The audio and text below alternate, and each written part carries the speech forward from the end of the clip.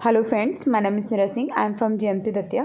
कैसे हो आप सब लोग? उम्मीद है कि आप अच्छे होंगे। तो फ्रेंड्स, आज हम इस वीडियो में डिस्कस करेंगे केमिस्ट्री का 12th क्लास का चैप्टर सरफेस केमिस्ट्री। फ्रेंड्स, मैंने इस चैप्टर को आपको पूरा विद एनसीईआरटी एक्सप्लेन किया है। ठीक है, पूरे एनसीईआरटी को मैंने समझाया, तो आप वीडियो को पूरा देखना और डेफिनेटली आपको ये चैप्टर समझ आएगा। ठीक है, और फ्रेंड्स, इसका जो शॉर्ट नोट्स हैं वो मैंने टेलीग्राम चैनल पे अपलोड कर दिया है। लिंक मैंने डिस्क्रिप्शन में दे रखी है, आप वहाँ से जाके डाउनलोड कर लेना। ठीक है, और यदि आपके कोई भी डाउट है तो आप मुझे इंस्टा पे फॉलो कीजिए, उसका भी लिंक मैंने डिस्क्रिप्शन में दे रखा है। आप वहाँ पे मुझसे कोई भी पर्सनल आपकी प्रॉब्लम है पढ़ाई में, वो आप मुझसे वहाँ पे पूछ सकते हैं। ठीक है, पर्सनल आप बात भी कर सकते हैं। ठीक है, तो अब ज़्यादा टाइम ना ख़राब करते हुए हम चैप्टर को शुरू करते हैं।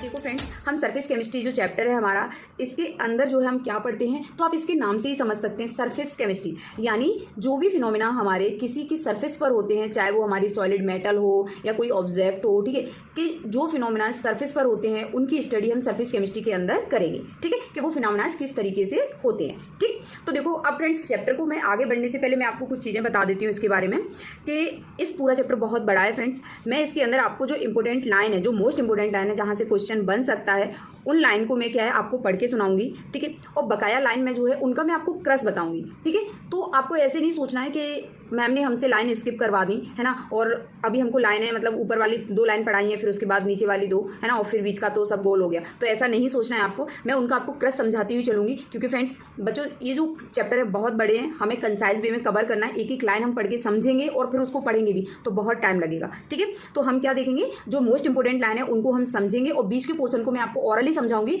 आपको परेशान होने की जरूरत नहीं है। ठीक है, अब देखो, सबसे पहले देखो ये 2 लाइनें हैं वो क्या बोलती हैं। ये बस सिर्फ एक चैप्टर का एक यूज़ बता रही हैं कि जैसे बहुत सारी इंडस्ट्रीज हैं हमारी, जैसे आपने देखा हाइड्रोकार्बन चैप्टर के अंदर हाइड्रोजनेशन, मानिए एल्किन और एल्काइन का जब हम हाइड्रोजनेशन कराते हैं तो फ्रेंड्स हम एल्केन प्राप्त करते हैं उनसे, कैसे? हाइड्रोजनेशन से। तो आपने याद करो, ऑर्गेनिक के अंदर वहाँ पे उस रिएक्शन में प्लेटिनम, निकल, पैलेडियम, ये मेटल यूज़ करते हैं, और किस रूप में करते हैं फ्रेंड्स? As a catalyst. ठीक है, किसी किसी रिएक्शंस में जो है मेटल हुए एज ए कैटलिस्ट काम करती हैं। ठीक है, तो मतलब हम सॉलिड कैटलिस्ट का यूज़ करते हुए, और फिनोमेना कौन सा चल रहा है, ये कहाँ चलेंगे ये सारे रिएक्शन? उस सॉलिड कैटलिस्ट की सरफेस पर।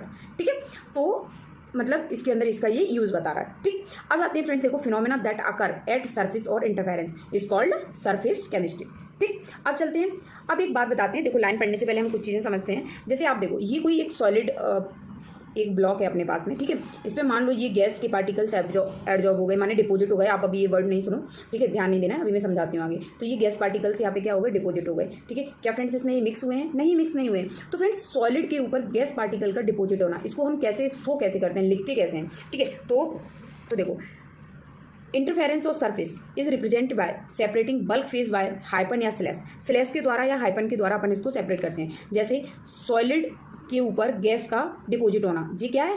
हाइफन है। ठीक है, या हम इसको इस तरीके से लिखते हैं कि सॉलिड के ऊपर गैस का क्या है? डिपोजिट होना। तो ये क्या है फ्रेंड्स? ये स्लैश हो गया और ये हाइफन हो गया। ठीक है, अब बात आती है फ्रेंड्स, जैसे गैस को गैस में मिक्स करते हैं तो फ्रेंड्स क्या होता है, जो गैस है ना वो गैस में कंप्लीटली मिक्स हो जाती है। क्या?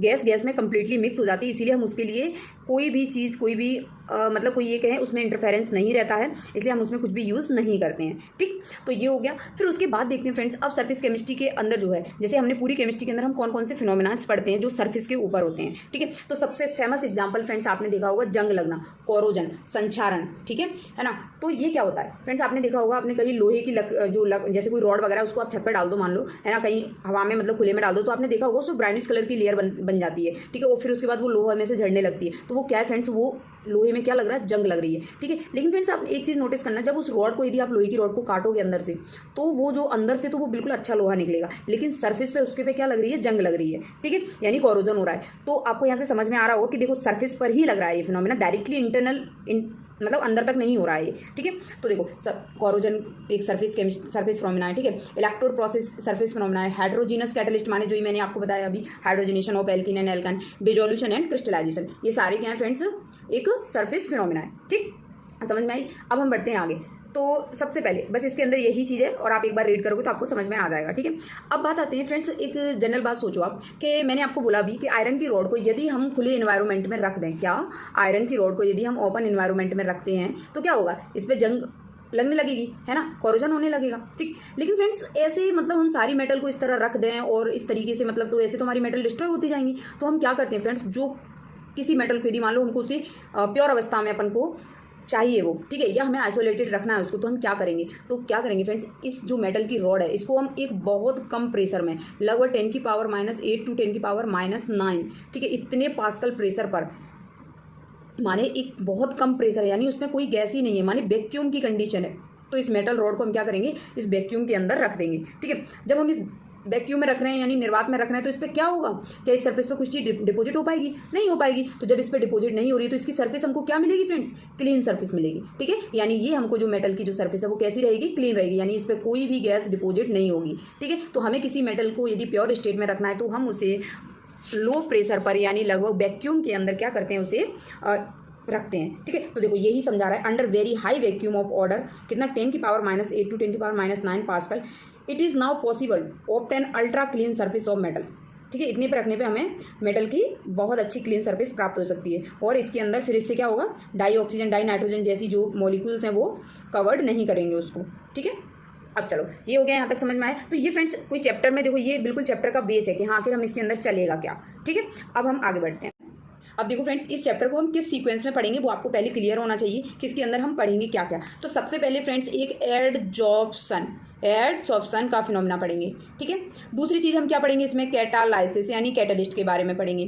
तीसरी चीज़ हम पढ़ेंगे इसमें सॉल्यूशन कौन सा फ्रेंड डिटेल करेंगे, कॉलॉइडल सॉल्यूशन को, ठीक है। ये 3 मेजर पोर्शन है जो इस चैप्टर के अंदर कवर करने हैं। तो फ्रेंड्स ये जो कैटालाइसिस वाला प्रोसेस है इसको तो आप क्या कहते हैं हर जगह पढ़ते हो, तो इतना ज़्यादा ये कि आप इससे यदि एनसीईआरटी से यदि ना भी पढ़ो एक बार तो आप क्वेश्चंस बना लोगे, लेकिन ये दोनों टॉपिक्स पढ़ना बहुत ज़रूरी है, ठीक है। तो हम पहले इसको अच्छे से डिटेल करेंगे फिर इसको पढ़ेंगे, ठीक है। और फ्रेंड देखो मैं इसमें एनसीईआरटी आपको इसीलिए पढ़ा रही हूँ, हम शॉर्ट में भी देखेंगे 2 मिनट के अंदर देख लेंगे जो भी हमने शॉर्ट नोट्स बनाए हैं उनको, ठीक है, वो भी पूरे एनसीईआरटी बेस्ड हैं। लेकिन इस चैप्टर में एनसीईआरटी आपको पढ़ाना इसीलिए जरूरी था क्योंकि ये चैप्टर से क्वेश्चंस कहाँ से पुट हो जाता है ये बहुत मतलब अपन एक नहीं कह सकते, और एक लाइन टू लाइन कहीं से भी आ सकता है, ठीक है। जैसे 2020 में जीटा पोटेंशियल आया था, ठीक है। बाकी जीटा पोटेंशियल यदि आप लोगों ने एनसीईआरटी पढ़ी होगी तो ही आप फाइंड कर पाओगे, अन्यथा नहीं कर पाते, ठीक है। तो इसीलिए हम इसकी बाकायदा लाइन टू लाइन जो इंपॉर्टेंट लाइन है उनको हम अच्छे से पढ़ेंगे, ठीक है। तो चलो अब देखो सबसे पहले हम यहाँ पे एडजॉर्प्शन शुरू करते हैं। क्या होता है एडजॉर्प्शन, तो फ्रेंड्स देखो बात आती है एडजॉर्प्शन की। तो एडजॉर्प्शन एक ऐसा फिनोमेना है जो किस पे होता है, सरफेस पे होता है। किस पे, सरफेस पे। तो मैं इसको देखो आपको 2 वर्ड्स में मैं पहले अंतर बताती हूँ, एक है एडजॉर्प्शन, ठीक है, और एक है एब्जॉर्प्शन, ठीक है। एडजॉर्प्शन और एब्जॉर्प्शन, ठीक है। अब देखो ये एक मेरे पास एक कोई मतलब ब्लॉक है, ठीक है, एक ब्लॉक है ये, ठीक है। अब देखो पार्टिकल्स का इसकी सरफेस पे डिपॉजिट होना ये क्या है, एडजॉर्प्शन। पार्टिकल्स का इसके अंदर तक चले जाना क्या है, ये एब्जॉर्प्शन, ठीक है। क्या है, एब्जॉर्प्शन, ठीक। तो ये दोनों टर्म पहले क्लियर हुई, एडजॉर्प्शन क्या हुआ और एब्जॉर्प्शन क्या हुआ, ठीक है। अब देखो फ्रेंड्स ये जो सॉलिड जो ब्लॉक था तुम्हारे पास में वो क्या था, ये क्या कर रहा था, ये जो पार्टिकल्स एडजॉर्ब हुए उनको हम क्या कहते हैं, 2 टर्म आती हैं, एडजॉर्बेंट और एडजॉर्बेट। क्या, तो देखो फ्रेंड्स एडजॉर्बेंट क्या है, ये जो सॉलिड पार्टिकल जो ये सॉलिड ब्लॉक जो पार्टिकल्स को अपने ऊपर क्या कर रहा है, बाइंड करवा रहा है यानी बेंड करवा रहा है, ठीक है। तो वो बेंड यानी इसे कहते हैं हम एडजॉर्बेंट, ठीक है। और जो पार्टिकल्स इसके ऊपर एडजॉर्ब हो रहे हैं उनको कहते हैं एडजॉर्बेट, ठीक है। ये दोनों टर्मिनोलॉजी आपको पता होना चाहिए, इनमें कन्फ्यूजन नहीं होना चाहिए, ठीक। फिर उसके बाद में क्या आता है फ्रेंड्स, ये 4 टर्मिनोलॉजी हमने पढ़ ली। उसके बाद एक वर्ड आता है डिसॉर्प्शन। क्या, डिसॉर्प्शन। तो फ्रेंड्स क्या होता है डिसॉर्प्शन, देखो इस जो सरफेस पे जो पार्टिकल्स एडजॉर्ब हुए हैं, कौन से, एडजॉर्बेट को, माने ये जो एडजॉर्बेट है ना उसको क्या करना, रिमूव करना। क्या करना, रिमूव करना। सरफेस से क्या कहलाता है, डिसऑप्शन कहलाता है। क्या, डिसऑप्शन कहलाता है, ठीक है ना। तो ये 5वां टर्म हो गया। तो देखो पहला, दूसरा, तीसरा, चौथा और ये 5वां डिसऑप्शन, ठीक है। उसके बाद आता है एक और वर्ड आता है फ्रेंड्स, सॉप्शन।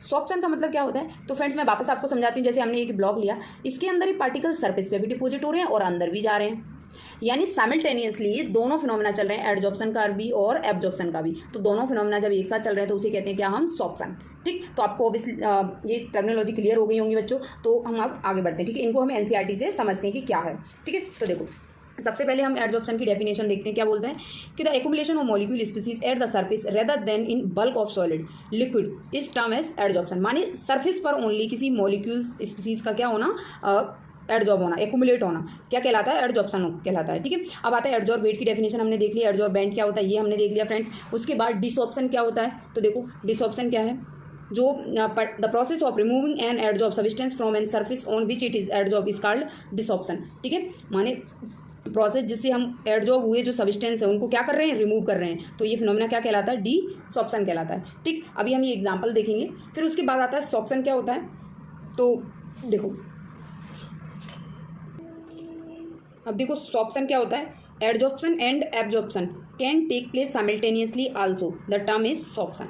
ठीक है, दोनों प्रोसेस का एक साथ होना ही क्या है? सॉप्शन कहलाता है। ठीक है, फिर उसके बाद आता है फ्रेंड्स एडजॉर्प्शन और एब्जॉर्प्शन में क्या डिफरेंस है। तो देखो फ्रेंड्स, मैंने आपको बताया था कि जो एब्जॉर्प्शन है वो थ्रू आउट द पूरे बल्क में होता है, यूनिफॉर्मली होता है। ठीक है, किसी सॉलिड सब्सटेंस के अंदर यूनिफॉर्मली किसी का डिस्ट्रीब्यूट होना एब्जॉर्प्शन है। अब इसका एक एग्जांपल देख लो, आपके पास मान लो स्पंज है, तो आप स्पंज को पानी में डिप कीजिए, तो देखो पानी उस पूरी स्पंज के अंदर इक्वली डिस्ट्रीब्यूट हो जाएगा, तो वो क्या हुआ? एब्जॉर्प्शन हुआ। ठीक है, अब आप एक और एग्जाम्पल देखिए, जैसे आप जानते हो कि आपने कभी वो देखा है, नील देखिए, कपड़ों पे जो नील लगाते हैं। ठीक है, मान लो कि हम उस नील को मतलब क्या कर रहे हैं? पानी में, मतलब जो जैसे वो पाउडर फॉर्म में आता है उसको पानी में डिजोल्व कर रहे हैं। ठीक है, तो क्या होता है फ्रेंड्स, वो पाउडर फॉर्म यानी वो पार्टिकल्स हैं। ठीक है, तो अब मान लो कि उस नील को आप किस पे डाल रहे हो फ्रेंड्स? चौक, आपने देखा होगा चौक जो डस्टर जिस पे लिखते हैं बोर्ड पे, वो वाला चौक, उस चौक के ऊपर यदि हम उस नील को डालते हैं तो फ्रेंड्स वो जो नील है ना, इंक माने उसके अंदर जो इंक है वो क्या होगी? सरफेस पर एडजॉर्ब हो जाएगी, लेकिन उसके अंदर जो बाटर है, जिस बाटर में हमने घोला है वो अंदर तक चला जाएगा। तो हमें कैसे, आपके पास जो है यदि चौक हो, नील हो, तो कभी आप एक्सपेरिमेंट करके देख लेना। ठीक है, कोई बहुत मतलब सिंपल है ना, हो जाएगा। तो फिर उसके बाद जब हम उस स्टिक को माने उस चौक को यदि हम तोड़ के देखेंगे ना फ्रेंड्स, तो अंदर से वो हमको व्हाइट दिखेगा और उसकी जो सरफेस है वो कैसी हो जाएगी? हमको ब्लू। ठीक है, वो कलरफुल हो जाएगी, जैसा इंक का कलर है वैसी। ठीक, तो ये क्या हुआ? एडजॉर्प्शन का एग्जाम्पल हुआ है ना। और जो जैसे आपने देखा स्पंज को पानी में डिप करो तो वो एब्जॉर्प्शन हुआ। ठीक है, तो फ्रेंड्स देखो, अब हम एनसीईआरटी के अंदर एडजॉर्प्शन और एब्जॉर्प्शन के जो भी एग्जांपल्स दिए हैं उनको एक बार हम देखते हैं, क्योंकि इन एग्जांपल से ही क्वेश्चन आएगा। ठीक है, तो देखो सबसे पहली बात आती है ये कि ये गैस हैं O2 H2 CO Cl2 NH3 SO2। ठीक है, इनको एक क्लोज वेसल में लेंगे और उसके अंदर क्या पाउडर फॉर्म में चारकोल भर देंगे। ठीक है, कार्बन का जो है एक मतलब एक क्या हो कार्बन पाउडर। ठीक है, चारकोल भर देंगे। कैसा? एमोर्फस कार्बन है ये चारकोल। चारकोल क्या है? एमोर्फस कार्बन है। ठीक है, एलोट्रोप है जी कार्बन का। ओके, फिर उसके तो ये गैसें क्या होंगी? इस पर एडजॉर्ब हो जाएंगी। ठीक, अब उसके बाद आता है फ्रेंड्स और क्या, तो अब देखो मिथिलीन ब्लू एक क्या है? ऑर्गेनिक डाई है। मिथिलीन ब्लू क्या है? एक ऑर्गेनिक डाई है। इसको भी हम चारकोल पे क्या करेंगे? एडजॉर्ब करवाएंगे। तो उससे क्या होगा कि इसके अंदर जो ब्लू कलर है जो इंक है वो क्या हो जाएगी फ्रेंड्स? चारकोल पे एडजॉर्ब हो जाएगी। उसके बाद जो सॉल्यूशन बचेगा वो कैसा हो जाएगा? कलरलेस हो जाएगा। ठीक, तो ये भी एक एग्जांपल है एडजॉर्प्शन का। अगला क्या है? अब आपने देखा होगा कभी यदि आप लोग गांव से बिलोंग करते होंगे तो आपने गन्ने से जो है गुड़ बनते देखा होगा। गन्ने से क्या गुड़ बनते हुए, तो आपने देखा कि गुड़ शक्कर जैसा मतलब व्हाइट होता है क्या? नहीं होता फ्रेंड्स, वो येलोइश कलर का होता है। क्यों होता है? क्योंकि वो राव शुगर है। हम उसको अब उसमें से क्या होगा कि जो भी जो कलरफुल सब्सटेंस है ना उसको हम क्या करेंगे? रिमूव करेंगे। तो उसे कैसे रिमूव करते हैं? उस गुड़ को हम क्या करते हैं? Bead of animal charcoal, animal charcoal पे क्या कराते हैं? उसको मतलब सप्लाई कराते हैं उसके ऊपर से। तो क्या होगा कि उसके अंदर जो कलरफुल सब्सटेंस होगा वो क्या होगा? इसके ऊपर एडजॉर्ब हो जाएगा। फिर जो पानी या जो चीज़ें अपन को मिलेंगी वो हमें क्या? कलरलेस सॉल्यूशन मिलेगा। ठीक है, फिर हम उसको क्या कर लेंगे फ्रेंड्स? उसको हीट करेंगे और उसको सैचुरेट कर लेंगे, माने बहुत ज़्यादा कंसनट्रेटेड कर लेंगे उसको मतलब। ठीक है, तो फिर हमको क्या प्राप्त होता है? जिससे एक शक्कर प्राप्त हो जाती है। ठीक है, तो ये हो गया। अब चलते हैं अगला एग्जांपल। तो माने जो शक्कर प्राप्त होती है वो एडजॉर्प्शन के फिनोमेना से। ठीक है, अब आते हैं एयर। एयर आपने देखा होगा, जैसे आप मान लो कि आपके रूम में बहुत ह्यूमिडिटी हो रही है और आपको ये जो ह्यूमिडिटी को मतलब क्या करना है? माने वाटर है ना, ह्यूमिडिटी माने क्या होता है? वाटर होता है, उसके अंदर है। तो वो ह्यूमिडिटी को आपको क्या करना है? रिमूव करना है और एनवायरमेंट ड्राई रखना है आपको। तो फ्रेंड्स आप क्या है? सिलिका जेल का आप यूज़ कर सकते हो। सिलिका जेल एक अच्छा एडजॉर्बेंट है वाटर का। ये वाटर को एडजॉर्ब कर लेगा अपनी ओर और एनवायरमेंट कैसा बना देगा फ्रेंड्स? ड्राई। ठीक है ना। चलो अब बात आ गई, यहाँ तक ये सारे एग्जांपल्स हो गए। डिसऑप्शन की हमने डेफिनेशन देख ली। फिर उसके बाद में देखो चौक स्टिक को यदि इंक जो है इंक के अंदर डिप करते हैं तो उससे क्या है? जो कलरफुल जो इंक होगी वो क्या हो जाएगा फ्रेंड्स? उसके ऊपर जो चौक स्टिक है उस पर क्या हो जाएगी? एब्जॉर्ब हो जाएगी। बट जो जिस सॉल्वेंट में हमने उस इंक को डिपोजिट किया है वो अंदर तक उसमें जाकर के एब्जॉर्ब हो जाएगा। ठीक है, तो सिर्फ यही एक एग्जाम्पल दिया है इसके अंदर। फिर उसके बाद अनदर एग्जाम्पल है फ्रेंड्स वाटर वेपर। आपने देखो वाटर वेपर माने वाटर की वेपर है। जैसे मैंने पिछली वीडियो में आपको याद होगा कि कार्बन हाइड्रोजन का डिटेक्शन मैंने पढ़ाया था, तो मैंने वहाँ पे क्या बताया था आपको कि कोई भी हाइड्रोकार्बन होगा उसको या कोई सब्सटेंस है ऑर्गेनिक कंपाउंड, ठीक है, उसको हम क्या कर रहे हैं? हीट कर रहे हैं। तो उससे दो चीज़ें बनती हैं, वाटर की वेपर बनती है और CO2 की वेपर बनती है। तो फ्रेंड्स वहाँ पे वाटर की वेपर को कि वाटर आखिर उसके अंदर है कि नहीं है, माने हाइड्रोजन है कि नहीं है। हाइड्रोजन के डिटेक्शन के लिए हमने एनहाइड्रस कैल्शियम क्लोराइड का यूज़ किया था। ठीक है, किसमें? क्वांटिटेटिव एनालिसिस में, ना कि क्वालिटेटिव में। ठीक है, क्वालिटेटिव में हमने कॉपर सल्फेट का यूज़ किया था जिसमें ना कॉपर जो ब्लू विट्रियोल बना था। ठीक है, तो कलर से है। तो उसके बाद में क्या आता है, अब आप बोलेंगे कि मैंने देखो आपने यदि पिछले लेक्चर्स नहीं पढ़े क्वांटिटेटिव क्वालिटेटिव की, तो आप पढ़ना, उनसे आपको समझ में आ जाएगा। ठीक है, तो देखो वाटर वेपर क्या हो रहा है कि एब्जॉर्ब हो रहा है किस पे, एनहाइड्रस कैल्शियम क्लोराइड पर। ठीक है, लेकिन वाटर वेपर को जो है सिलिका जेल पर क्या होता है, एडजॉर्ब होता है। यानी जो वाटर की वेपर हैं कि एनहाइड्रस कैल्शियम क्लोराइड के द्वारा क्या होती हैं, एब्जॉर्ब होती हैं, और सिलिका जेल के द्वारा क्या होती हैं, एडजॉर्ब होती हैं। ठीक है, तो ये समझ में आई दोनों चीज़ें। तो ये हो गया हमारा एब्जॉर्प्शन और एडजॉर्प्शन वाला कॉन्सेप्ट। ठीक है, अब आते हैं फ्रेंड्स इसकी मैकेनिज्म कैसे चलती है। ठीक है, तो फ्रेंड्स देखो मैं इसको पहले आपको समझाती हूँ, और जब मेरे समझाने के बाद आप इस पैरा को पढ़ोगे ना, इसकी मैकेनिज्म को, तो आपको ये डेफिनेटली आपको ये चीज़ समझ में आ जाएगी। ठीक है, तो देखो मैं यहाँ पे एक ब्लॉक ले रही हूँ, क्या ले रही हूँ, ब्लॉक ले रही हूँ। अब मैं मानती हूँ यार इसके अंदर क्या है, पार्टिकल्स हैं, क्या है, पार्टिकल्स हैं। ठीक है, ये सरफेस पे जो पार्टिकल्स हैं वो हैं, और इसके अंदर इंटरनली पार्टिकल्स हैं। ठीक है, अब देखो मैं कोई एक इंटरनल पार्टिकल्स की बात करती हूँ पहले इसकी। ठीक है, आप देखो फ्रेंड्स कि ये जो पार्टिकल्स है इस पे चारों तरफ इसके पास मॉलिक्यूल प्रेजेंट है, और इसकी बैलेंसी जो है चारों तरफ से क्या हो रही है, सेटिस्फाई हो रही है। ठीक है, यानी इस पार्टिकल पर चारों तरफ से जो फोर्स हैं वो क्या हो रहे हैं, बैलेंस हो रहे हैं। ठीक है, क्या हो रहे हैं, बैलेंस हो रहे हैं। लेकिन आप इस सरफेस के पार्टिकल्स देखो, यहाँ पे नीचे वाले पार्टिकल्स तो इनको अट्रैक्ट कर रहे हैं। ठीक है, चलो ठीक है भाई, अट्रैक्ट कर लिया इसने, इसको कर लिया, है ना। क्या इनकी जो ऊपर वाली जो ये बैलेंसी है, क्या ये बैलेंसी जो है सेटिस्फाई हो रही है, नहीं हो रही है फ्रेंड्स। ये जो बैलेंसी है वो क्या है, हमारी फ्री है। ठीक, तो फ्रेंड्स क्या हुआ, इस फ्री वैलेंसी के कारण ही, इस फ्री वैलेंसी की वजह से ही क्या होता है, क्या होता है, इसकी वजह से, इसी की वजह से एडजॉर्प्शन का फिनोमेना होता है। ठीक, तो देखो किसी ब्लॉक के अंदर यदि इंटरनल जो पार्टिकल्स हैं उन पे सारे फोर्स बैलेंस होते हैं, बट जो सरफेस के जो पार्टिकल्स हैं उनके फोर्स बैलेंस नहीं होते हैं, जिसकी वजह से इस पर क्या होता है, एडजॉर्प्शन का फिनोमेना होता है। अब मान लो कोई गैसेस पार्टिकल आया और इस पर आके बैठ गया, इसकी बैलेंसी को क्या कर देगा, फुलफिल कर देगा। ठीक है, तो ये क्या हुआ, एडजॉर्प्शन का फिनोमेना। तो इस तरीके से हमारा ये चीज़ चलती है। ठीक है, अब बात आते हैं फ्रेंड्स कि कुछ थर्मोडायनेमिक जो पैरामीटर हैं उनके बारे में, कि आखिर एडजॉर्प्शन का जो थर्मोडायनेमिकली किस तरीके से चीज़ें चलती हैं। ठीक है, तो देखो फ्रेंड्स ये जो सरफेस है ना, सरफेस पे जो पार्टिकल्स है उनके बीच में क्या है फ्रेंड्स, फोर्स है, कुछ ना कुछ, क्या है, फोर्स। ठीक है, अब देखो ये जो फोर्स है ना वो किस कंडीशन में, अनबैलेंसिंग कंडीशन में, और कुछ ना कुछ फोर्स प्रेजेंट है, क्या कर रहे हैं, ये दूसरे पार्टिकल्स को अट्रैक्ट कर रहे हैं।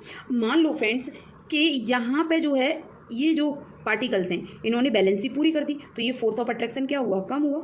ठीक है, अब आप ध्यान रखो कि जो फोर्स की वजह से जो एनर्जी होती है फ्रेंड्स, उसे कहते हैं हम सरफेस एनर्जी, क्योंकि सरफेस पर जो फोर्स प्रेजेंट है उनकी वजह से, उस फोर्स ऑफ अट्रैक्शन की वजह से जो एनर्जी है उसे कहते हैं क्या, सरफेस एनर्जी। ठीक है, अब देखो आप कि जैसे ही ये बैलेंसी पूरी हुई तो वो फोर्स ऑफ अट्रैक्शन क्या हुआ, कम हुआ, तो सरफेस एनर्जी भी क्या होगी, कम होगी। यानी यहाँ हमारे पास में क्या हुआ, ये सरफेस एनर्जी जो है कैसी हो गई, कम हो गई। ठीक है, और एडजॉर्प्शन होने पर यहाँ पर कुछ एनर्जी रिलीज हुई। ठीक है, तो हम देखेंगे फ्रेंड्स कि सरफेस एनर्जी कम हुई है ना, तो डेल्टा एच अब कैसा होगा, निगेटिव होगा, कैसा होगा, निगेटिव होगा।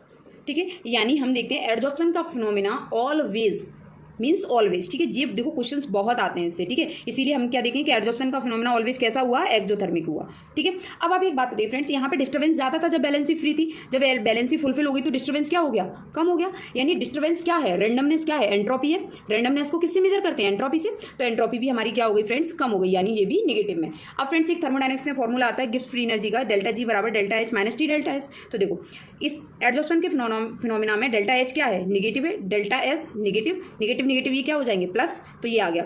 अब देखो यहाँ पे जितनी ज़्यादा एनर्जी रिलीज होगी, यानी ये चीज़ जितनी ज़्यादा होगी है ना, तभी डेल्टा जी हमारा क्या आ सकता है, निगेटिव आ सकता है। ठीक है, क्योंकि हम ये बहुत ज़्यादा निगेटिव होगी तब ये प्लस का घटेगा, तो ये निगेटिव बचेगा। यानी एडजॉर्प्शन का फिनोमेना स्पॉन्टेनियस होने के लिए हमारे पास जो रिलीज हुई एनर्जी है वो बहुत ज़्यादा होनी चाहिए। ठीक है, तभी ये क्या होगा, एडजॉर्प्शन का फिनोमेना होगा। ठीक है, यानी एडजॉर्प्शन का फिनोमेना एक स्पॉन्टेनियस प्रोसेस है, तो डेल्टा जी उसके लिए क्या होगा, निगेटिव। ठीक है, तो डेल्टा जी निगेटिव होने पर वो प्रोसेस क्या होती है, वो रिएक्शन या कोई भी चीज़, तो वो रिएक्शन आगे फर्दर फॉरवर्ड डायरेक्शन में जाती है, यानी वो स्पॉन्टेनियस यानी खुद स्वतः होती है वो रिएक्शन। ठीक है, तो ये हुआ फ्रेंड्स आपका एडजॉर्प्शन की मैकेनिज्म। अब एक बार हम इसे एनसीईआरटी से देख लेते हैं। ठीक है, तो देखो फ्रेंड्स इनसाइड जो है एब्जॉर्बेंट ऑल फोर्सेस म्यूचुअली क्या होते हैं फ्रेंड्स, बैलेंस होते हैं। ठीक है, सारे कैसे होते हैं, बैलेंस होते हैं, है ना। बट ऑन द सरफेस पर are not surrounded by any atom या molecule, there kind of all sides. चाहे वो सरफेस हो और सारी जो भी साइड है उन पे ये जो एटम है वो कैसे होते हैं, फ्री होते हैं, किसी से सराउंडेड नहीं होते हैं। They possess unbalance and residual force of attraction. ठीक है, तो अनबैलेंस या रेजिडुअल अट्रैक्टिव फोर्स होता है, जिसकी वजह से वो क्या करते हैं, जो एडजॉर्बेंट है ना, एडजॉर्बेट को क्या करता है, पार्टिकल्स, एडजॉर्बेट पार्टिकल्स को क्या करता है, सरफेस पर डिपोजिट करवा लेता है। ठीक है, चलो तो ये समझ में आ गई बात, इसीलिए एडजॉर्प्शन का फिनोमेना होता है। ठीक है, अब देखो डिक्रीज सरफेस एनर्जी डिक्रीज हो जाती है, क्योंकि जो रेजिडुअल फोर्स थे हमारे, always decrease in residual force of surface, माने सरफेस के अंदर देखो बैलेंसिंग कंडीशन आ गई, पार्टिकल्स डिपोजिट हो गए तो सरफेस फोर्स रेजिडुअल फोर्स क्या हो गए, वो कम हो गए, तो जिससे सरफेस एनर्जी कम हो गई। ठीक है, तो देखो फ्रेंड्स, एडजॉर्प्शन का जो फिनोमेना है वो ऑलवेज कैसा होता है, एक्सोथर्मिक होता है, जी आपको ध्यान रखना है। डेल्टा एस एंट्रोपी आपको क्या है, नेगेटिव मिलेगी, मैंने आपको बताया, क्योंकि मॉलिक्यूल्स क्या है, कैसे मॉलिक्यूल्स की जो मूवमेंट है वो हो जाती है रेस्ट्रिक्टेड, ठीक है, इसीलिए है ना। तो डेल्टा एस नेगेटिव, क्योंकि डिस्टर्बेंस कम हो गया, और डेल्टा जी भी क्या होता है फ्रेंड्स, इसके लिए नेगेटिव होता है। ठीक, तो ये हमारा जो है यहाँ तक कवर अप हुआ। अब देखेंगे हम फ्रेंड्स आगे एडजॉर्प्शन के टाइप ऑफ एडजॉर्प्शन। ठीक है, तो ये उम्मीद है कि आपको ये पूरी चीज़ अच्छे से समझ में आई होगी। अब फ्रेंड्स हम देखते हैं टाइप ऑफ एडजॉर्प्शन। ठीक है, तो देखो एडजॉर्प्शन जो है मेनली 2 टाइप का होता है। सबसे पहला होता है फिजिकल एडजॉर्प्शन, जिसको फिजियोसॉर्प्शन भी कहते हैं। अनदर होता है केमिकल एडजॉर्प्शन, जिसको कीमोसॉर्प्शन भी कहते हैं। ठीक है, अब देखो क्या हो रहा है कि फिजिकल एडजॉर्प्शन कब है, जब फ्रेंड्स कोई भी सॉलिड पार्टिकल, कोई सॉलिड ब्लॉक है और उसके ऊपर कोई गैस मान लो एक्यूमुलेट हो रही है, जैसे कि मान रही हूँ ये ब्लॉक है और इसके गैस के पार्टिकल्स हैं जो इस पर आकर के डिपोजिट हो रहे हैं, बट इनके बीच में जो फोर्स है वो कैसा है, बंडवाल फोर्स है, बंडवाल फोर्स ऑफ अट्रैक्शन है, तो इसे क्या कहते हैं हम, फिजियोसॉर्प्शन। ठीक है, अब यदि मान लो कि इसके बीच में जो है गैसियस पार्टिकल्स के बीच में बॉन्ड बन चुके हैं, कोवेलेंट या आयनिक नेचर के बॉन्ड बन चुके हैं, ठीक है, कोई भी केमिकल बॉन्ड बन चुका है तो उसे कहते हैं हम कीमोसॉर्प्शन। ठीक है, या केमिकल एडजॉर्प्शन। ठीक है, तो देखो जैसे मैंने अभी आपको हाइड्रोजनेशन बताया था एल्कीन का, तो डाई हाइड्रोजन का क्या होता है फ्रेंड्स, सबसे पहले जैसे मैंने मान लो कि निकल कैटलिस्ट लिया, ये निकल क्या एक जो है क्रिस्टल ले लिया मैंने, है ना, निकल मेटल का। अब इस पर क्या होता है कि जो डाई हाइड्रोजन है ये मॉलिक्यूल है, ठीक है, ये पहले इस पर दूर दूर से आ रहा है, माने वंडरवाल फोर्स ऑफ अट्रैक्शन है निकल के मॉलिक्यूल्स और हाइड्रोजन के बीच में। ठीक है, फिर जैसे ही सरफेस पे आया और ये हाइड्रोजन जो है किस में टूट गया, एटमों में, एच में टूट गया। ठीक है, एच में टूट गया, एटम में टूट गया। अब ये एटमों ने क्या किया, यहाँ पे केमिकल बॉन्ड बना लिया। ठीक है, यानी पहले इनिशियल स्टेज में जो हाइड्रोजन है वो उसका क्या हुआ, फिजिकल एडजॉर्प्शन हुआ, देन उस कुछ टाइम बाद उसका क्या हुआ, केमिकल एडजॉर्प्शन हुआ, क्योंकि हाइड्रोजन एटम ने टूट के यहाँ पे अपना क्या बना लिया, बॉन्ड बना लिया। फिर उसके बाद एल्कीन आएगी और वहाँ पे हाइड्रोजनेशन होकर एल्केन बन जाएगा। ठीक है, तो देखो dihydrogen is first adsorb on निकल बाय वंडरवाल फोर्स। ठीक है, वंडरवाल फोर्स के द्वारा पहले डाईहाइड्रोजन किस पे, निकल पे एडजॉर्ब होती है। फिर then molecule of hydrogen then dissociate to form hydrogen atom which are held on surface by chemisorption. फिर उसके बाद जो प्रोसेस है उसे क्या कहते हैं, कीमोसॉर्प्शन के द्वारा उस पर क्या हो जाती है, अटैच हो जाती है। ठीक है, अब फ्रेंड्स सबसे पहले हम फिजियोसॉर्प्शन की कुछ प्रॉपर्टीज देखेंगे, फिर कीमोसॉर्प्शन की प्रॉपर्टीज देखेंगे। ठीक है, और हम एक इसमें डिफरेंस देखेंगे दोनों में एक साथ। तो देखो पहला पॉइंट है लैक स्पेसिफिसिटी, माने इसमें कोई स्पेशल विशेषता नहीं है। इसका मतलब क्या है कि तो फ्रेंड्स देखो किसी ब्लॉक पे जैसे कोई गैसेस पार्टिकल आ रहा है, ये मान लो गैसेस पार्टिकल आ रहा है, तो जरूरी नहीं है कि कौन सी गैस आ रही है उन्हें कोई लेना देना नहीं है। ठीक है ना, कुछ भी हो सकता है, माने कोई स्पेसिफिक चीज़ नहीं है, वंडरवाल फोर्स कोई स्पेसिफिक फोर्स नहीं है, ये किसी भी चीज़ के मतलब कोई भी ऑब्जेक्ट है। जैसे मैं एग्जाम्पल देकर समझाती हूँ आपको, जैसे ये HCl मॉलिक्यूल है, ठीक है, ये दोनों मॉलिक्यूल है, इनमें देखो आपको पता है इसके अंदर कोवेलेंट बॉन्ड है, इसके अंदर भी कोवेलेंट बॉन्ड है, लेकिन यदि हम इन दोनों के देखें ना, यदि थोड़ा बहुत भी अट्रैक्शन हो रहा है इनके बीच में वंडरवाल फोर्स ऑफ अट्रैक्शन है। यानी जो वंडरवाल फोर्स ऑफ अट्रैक्शन है जी कैसा, यूनिवर्सल है जी, कहीं भी प्रेजेंट हो सकता है। ठीक है, यानी जो फिजिकल एडजॉर्प्शन है वो कैसा है, उसकी कोई स्पेसिफिक प्रॉपर्टीज मतलब एक है स्पेसिफिक नहीं होता है, वो कहीं भी हो जाता है वो। ठीक, तो फ्रेंड्स देखो अगली प्रॉपर्टी है नेचर ऑफ एब्जॉर्बेट। तो इसमें आता है फ्रेंड्स क्रिटिकल टेम्परेचर से हम एक बात करते हैं कि जिस किसी गैस का क्रिटिकल टेम्परेचर जितना ज़्यादा होगा वो गैस उतनी जल्दी एब्जॉर्ब होगी। ठीक है, अब बात आती है क्रिटिकल टेम्परेचर क्या होता है। तो फ्रेंड्स वह टेम्परेचर जिससे ज़्यादा करने पर हम गैस को ईजिली लिक्विफाई नहीं कर सकते विदाउट प्रेशर के। ठीक है, तो वह मैक्सिमम टेम्परेचर हमारा क्या कहलाता है, क्रिटिकल टेम्परेचर कहलाता है। ठीक है, तो अब देखो जिस गैस का टेम्परेचर जो क्रिटिकल टेम्परेचर है जितना ज़्यादा होता है वह गैस किसी सब्सटेंस पर यानी एडजॉर्बेंट पर उतनी जल्दी और ज़्यादा एडजॉर्ब होगी। ठीक है, यानी क्या है, जल्दी एडजॉर्ब होगी। ठीक है, तो अब देखो जिस गैस का क्रिटिकल टेम्परेचर जितना ज़्यादा होता है वह गैस उतनी ज़्यादा मात्रा में क्या होती है, एडजॉर्ब होती है। ठीक है, तो देखो सबसे पहले हम 3 गैसें दी हैं, सल्फर डाइऑक्साइड है ना, मीथेन और डाईहाइड्रोजन। तो देखो फ्रेंड्स सल्फर डाइऑक्साइड का क्रिटिकल टेम्परेचर है 630 केल्विन, मीथेन का है 190 केल्विन और जो है डाईहाइड्रोजन का है 33 केल्विन। तो जब इसका टेम्परेचर सबसे ज़्यादा है तो ये किसी पे क्या होगी, सबसे ज़्यादा एडजॉर्ब होगी। ठीक है, तो सबसे ज़्यादा एडजॉर्प्शन का क्रम क्या लिखेंगे हम, देखो क्रिटिकल टेम्परेचर किसका ज़्यादा है, SO2 का। ठीक है, तो हम एडजॉर्प्शन का रेट लिखते हैं पहले, एडजॉर्प्शन। ठीक है, तो देखो सबसे ज़्यादा हुआ SO2 का, फिर उससे कम क्या होगा, मीथेन का। ठीक है, उससे कम क्या हुआ, H2 का। ठीक है, अब फ्रेंड्स देखो, हमें ऐसी चीज़ें याद नहीं करनी, क्रिटिकल टेम्परेचर किसी के याद नहीं करने हैं, क्योंकि यदि वो क्वेश्चन बनाता है तो क्रिटिकल टेम्परेचर बाकायदा देगा वो क्वेश्चन में, और फिर हमसे पूछेगा कि कौन सी गैस जो है ईजिली क्या हो रही है, लिक्विफाई हो रही है या ईजिली एडजॉर्ब हो रही है। ठीक है, जल्दी से एडजॉर्ब हो रही है, तो ये हमको क्या है, वो क्वेश्चंस में क्रिटिकल टेम्परेचर देगा। लेकिन फिर भी फ्रेंड्स हमें ये तीनों गैस का ऑर्डर तो हमें याद रखना चाहिए, क्योंकि एनसीईआरटी में दिया है तो वो डायरेक्ट पूछ सकता है। अब इसके मिड में कौन सी गैस आती है वो मैं आपको बता देती हूँ, क्योंकि आप यदि ये सीक्वेंस याद रखोगे तो यदि आता है तो आप इसको क्वेश्चन को सॉल्व कर पाओगे। ठीक है, तो SO2 के बाद फ्रेंड्स अमोनिया गैस को देखेंगे, उसका क्रिटिकल टेम्परेचर SO2 से कम होता है ना, बट मीथेन से ज़्यादा होता है। फिर उसके बाद में आता है फ्रेंड्स एक और एग्जाम्पल HCl। ठीक है, और एक और आता है फ्रेंड्स यहाँ पे क्या, CO2। ये तीन गैसें इससे बीच में आपको याद रखनी है। ठीक है, आप इसको अपनी कॉपी में नोट डाउन कर लेना। और मीथेन के बाद हाइड्रोजन से पहले आता है नाइट्रोजन। ठीक है, तो फ्रेंड्स इन गैस का सीक्वेंस आप याद भी रख सकते हो, यदि क्वेश्चन आता है तो आप डायरेक्ट टिक कर पाओगे। ठीक है, अब हम इसकी अनदर प्रॉपर्टी देखते हैं फ्रेंड्स, रिवर्सिबल नेचर। ठीक है, तो देखो फिजिकल एडजॉर्प्शन जो है एक रिवर्सिबल प्रोसेस है। मान लो कि जैसे इस सॉलिड के ऊपर गैस का एडजॉर्प्शन हुआ और वापस से यदि हमने ये जो है यहाँ पे यदि इसको हीट दे दी है ना, या प्रेशर कम कर दिया, तो ये वापस से रिवर्सिबल फॉर्म में रिएक्शन इधर आ जाएगी। ठीक है, ये प्लस मानिए यहाँ पे हीट क्या हो रही है, रिलीज हो रही है, क्योंकि एडजॉर्प्शन हो रहा है तो रिलीज होगी ऑब्वियसली है। ठीक है, तो देखो इसमें एक ग्राफ आता है फ्रेंड्स के, आप याद रखो कि प्रेशर बढ़ाने पर क्या, प्रेशर बढ़ाने पे फिजिकल जो एडजॉर्प्शन है वो क्या है, बढ़ता है, बट टेम्परेचर बढ़ाने पर क्या होता है, ये फिजिकल एडजॉर्प्शन कम होता है। ठीक है, आपको ये दोनों चीज़ें याद रखनी है ना। अब उसके बाद आते हैं फ्रेंड्स, तो देखो एक ग्राफ भी आता है इसमें, किसमें कि कितना जो है एडजॉर्ब हो रहा है टेम्परेचर के साथ में। ठीक है, तो देखो हमेशा फिजिकल जो एडजॉर्प्शन है वो टेम्परेचर बढ़ाने पे क्या होता है, कम होता है।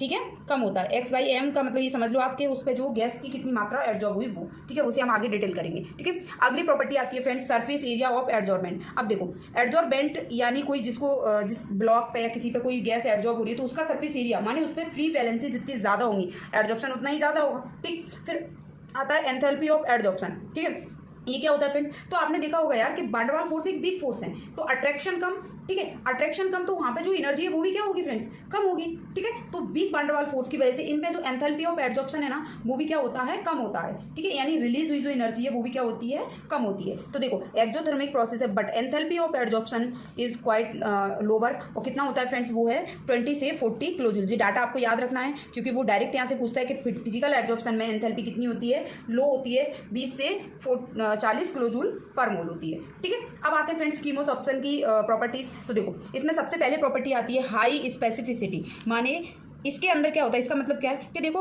यदि मान लो कि ऑक्सीजन फ्रेंड्स किसी मेटल पे क्या कर रही है, एडजॉर्ब हो रही है। ठीक है, तो वो क्या बनाएगी, उस मेटल का ऑक्साइड बनाएगी। ठीक है, अब मान लो कि इसमें देखो हाइड्रोजन यदि मेटल पे एडजॉर्ब हो रही है तो क्या करेगी, वो ट्रांजिशन मेटल पे एडजॉर्ब तो बनाएगी हाइड्राइड। यानी कोई पर्टिकुलर एलिमेंट जो है किसी पे भी यदि एडजॉर्ब हो रहा है तो वो एक डिफरेंट टाइप की बॉन्ड, डिफरेंट टाइप की प्रॉपर्टीज शो कर रहा है, डिफरेंट टाइप के कंपाउंड बना रहा है। यानी एक स्पेसिफिक, हर चीज हर किसी का एक स्पेसिफिक नेचर है, उसके हिसाब से वो काम कर रहा है। बट वैन डर वाल में ऐसा नहीं था। ठीक है, उसके बाद क्या है, इनरिवर्सिबल। अब यहाँ क्या है फ्रेंड्स, एक बार यदि मान लो बॉन्ड बन चुका तो उसके बाद ये प्रोसेस रिवर्सिबल नहीं होगी, जैसे फिजिकल एडजॉर्प्शन हो रहा था उस तरीके से। ठीक, उसके बाद आता है फ्रेंड्स सरफेस एरिया। तो वही है, सरफेस एरिया जितना ज़्यादा होगा कीमोस ऑप्शन उतना ही ज़्यादा होगा। आते हैं एंथैल्पी ऑफ एडजॉर्प्शन। तो देखो फ्रेंड्स मैंने आपको बोला कीमोस ऑप्शन जो है ये कि यहाँ पे केमिकल बॉन्ड होते हैं, कोवेलेंट और आयनिक फोर्स होते हैं, तो ये बहुत स्ट्रॉन्ग होते हैं। तो यहाँ पे जो है एंथैल्पी भी क्या होगी, बहुत ज़्यादा होगी। कितनी होगी, है ना, ये कितनी होगी, 80 से 240 किलो जूल होगी। ठीक है, जो आपको याद रखनी है। ठीक है, क्योंकि इसमें डायरेक्ट क्वेश्चन पूछा जाता है। अब हम इसके फटाफट एक बार चार्ट के रूप में फ्रेंड्स क्या देख लेते हैं, कंपैरिजन देख लेते हैं ताकि अच्छे से आपको समझ में आएगा। तो देखो फ्रेंड्स इसके सारे पॉइंट्स लगभग हमने कवर कर लिए। फिजिक्स ऑप्शन में क्या होता है, वैन डर वाल फोर्स होते हैं। कीमोस ऑप्शन में केमिकल बॉन्ड होते हैं, स्पेसिफिक नहीं होता, हाईली स्पेसिफिक होता है। Reversible nature, irreversible nature, depend on nature of gas, gas के नेचर पर डिपेंड करता है। जिस गैस का क्रिटिकल टेम्परेचर ज़्यादा होता है वो गैस इजीली एडजॉर्ब हो जाती है। ठीक है, ये भी गैस के नेचर पर डिपेंड करता है। तो मैंने बोला कि एडजॉर्बेंट कैसा है उस तरीके से। ये एंथैल्पी आपको याद रखनी है, इसकी कितनी होती है, 80 से 200 किलो जूल पर मोल होती है, ये भी याद रखनी है। फिर उसके बाद आते हैं फ्रेंड्स इसका अनदर पॉइंट क्या है, लो टेम्परेचर पे क्या होता है, मैंने आपको बताया फिजिकल एडजॉर्प्शन में लो टेम्परेचर और हाई प्रेशर है ना, एक क्या है, फेवरेबल कंडीशन है। ठीक है सॉरी, है ना, तो लो प्रेशर और लो टेम्परेचर और हाई प्रेशर ये क्या है, फेवरेबल कंडीशन है। ठीक है, टेम्परेचर बढ़ाने से क्या हो जाएगा, डिक्रीज फिनोमिना, है ना, इंक्रीज द टेम्परेचर, टेम्परेचर बढ़ाने से फिनोमिना डिक्रीज हो जाएगा। हाई टेम्परेचर केमिकल एडजॉर्प्शन के लिए क्या है, फेवरेबल कंडीशन है ना। इंक्रीज करने पर टेम्परेचर ये क्या होता है, कीमोस ऑप्शन ज़्यादा होता है। बट इसका देखो आप एक ग्राफ देख लीजिए, इसका ग्राफ क्या होता है, हमने वहाँ पे देखा नहीं था। देखो ये जो एक कीमोस ऑप्शन है फ्रेंड्स, टेम्परेचर बढ़ाने पे पहले तो बढ़ेगा, फिर उसके बाद एक टाइम बाद क्या हो जाएगा, कम हो जाएगा। यहाँ पे ना बेल शेप कर्व बनता है, ठीक है, क्या बनता है, बेल शेप कर्व बनता है। ठीक है, तो ये इसका ग्राफ है ना, पहले बढ़ता है फिर कम होता है, बट इसमें डायरेक्ट लिखा है कि इंक्रीज ही होता है, तो मतलब हमें ये माने बढ़ता है पहले फिर कम हो जाता है। ठीक है, अब देखो इसके लिए कोई एप्रिशिएबल जो है एक्टिवेशन एनर्जी की नीड नहीं होती, क्योंकि यार एक रिवर्सिबल फिनोमेना है। ठीक है, और इसके लिए हाई एक्टिवेशन एनर्जी की रिक्वायरमेंट होती है। फिर आता है depend on surface area, increase with an increase the surface, दोनों के दोनों देखो सर्फेस एरिया जितना ज़्यादा होगा वो जो है चाहे कीमोसॉर्प्शन हो चाहे फिजियोसॉर्प्शन हो, दोनों के दोनों ज़्यादा होंगे। ठीक है, फिर उसके बाद आते हैं फ्रेंड्स इसमें मल्टी मॉलिकुलर लेयर बन जाती है, ये बहुत इंपॉर्टेंट पॉइंट है। जैसे एनर्जी वाला था, absorb and surface under high pressure, जैसे आप मान लो कि ये मेरे पास ब्लॉक है। ठीक है, मैंने इस पर एक लेयर गैसेस पार्टिकल्स की क्या हो गई, चारों तरफ इसने कवर कर लिया। अब मैं प्रेशर और बढ़ा रही हूँ तो एक और लेयर इसके चारों तरफ क्या हो जाएगी, इसको कवर कर ली, फिर एक और हो जाएगी। तो ये क्या हो गया फ्रेंड्स, यानी ये जो फिजियोसॉर्प्शन है वो मल्टी लेयर के फॉर्म में होता है। बट कीमोसॉर्प्शन है फ्रेंड्स, यदि बैलेंस ही पूरी हो चुकी हैं, एक बार बॉन्ड बन गए उसके बाद में यहाँ पे कोई लेयर नहीं बनेगी, चाहे आप कितना भी प्रेशर लगा लो या कुछ भी कर लो। ठीक है, तो यानी कीमोसॉर्प्शन का जो फिनोमेना है वो कैसा होता है, यूनी मॉलिकुलर लेयर होता है, यानी इसके अंदर क्या बनता है, सिंगल लेयर बनती है। ठीक है, तो देखो फ्रेंड्स यहाँ तक हमारा जो है इसके टाइप पढ़ लिया हमने एडजॉर्प्शन के, और एडजॉर्प्शन क्या होता है वो पढ़ लिया, और कुछ जनरल टर्म्स पढ़ी। ठीक है, अब फ्रेंड्स एडजॉर्प्शन के अंदर कुछ पोर्शन बचता है, फ्रेंडलिक एडजॉर्प्शन आइसोथर्म एक ग्राफ है, जिस ग्राफ से हम किसको समझा रहे हैं, एडजॉर्प्शन को समझा रहे हैं। ठीक है, तो फ्रेंड्स जो अब तक हमने पोर्शन समझा इससे थ्योरेटिकल क्वेश्चंस बनते हैं, मैंने आपको एग्जांपल्स बताए, इसकी प्रॉपर्टीज बताई, ये आपको ध्यान रखनी है। ठीक है, अब हम थोड़ा सा न्यूमेरिकल पोर्शन आएगा उसकी तरफ बढ़ेंगे, क्वेश्चंस भी करेंगे, पहले हम उसकी थ्योरी समझेंगे देन हम उसके न्यूमेरिकल्स करेंगे। ठीक है, तो आप वीडियो को पूरा देखना, और इसमें जो है ऐसा बिल्कुल करने की बहुत सिंपल है, बस आपको समझना है। ठीक है, तो और फ्रेंड्स यदि आप अभी तक हमारे चैनल पर नए हैं तो प्लीज़ चैनल को सब्सक्राइब कर लेना। ठीक है, ताकि नेक्स्ट वीडियो का नोटिफिकेशन आपको मिल जाए, है ना। और कोई भी आपकी क्वेरीज होती हैं तो आप मुझे इंस्टा पे फॉलो कीजिए, वहाँ पे आप पर्सनली मुझसे कई सारी चीज़ें आप पूछ सकते हो।